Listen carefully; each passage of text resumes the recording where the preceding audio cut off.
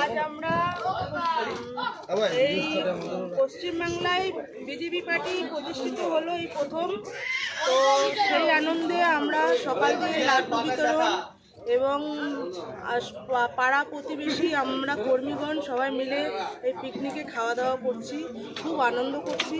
সকালে খুব আনন্দ, পাড়া প্রতিবেশী খুব আনন্দ। ব্যাস, ভারত মাতা কি জয়।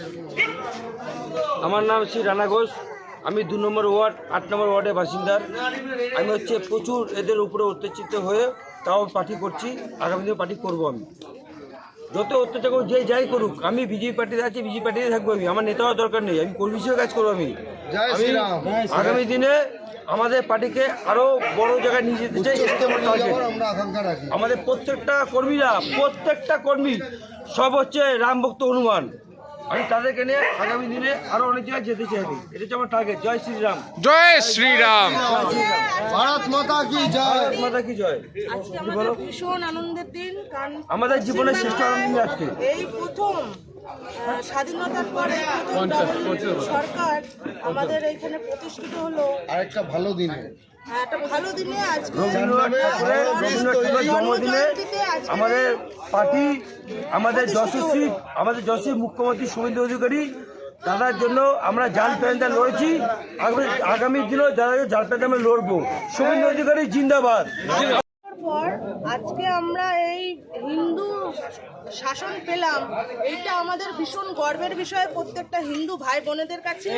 তাই সকলকে বলবো, সবাই খুব ভালো থাকুন, সুস্থ থাকুন, আনন্দ করুন, খুব ভালোভাবে থাকুন।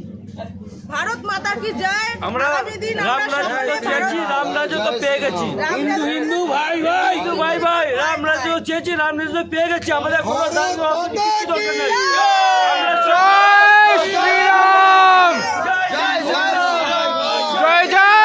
শ্রীরাম, জয় জয় শ্রীরাম। আমরা রামরাজ্য তো চাই, রামরাজ্য তো চাই। জয়।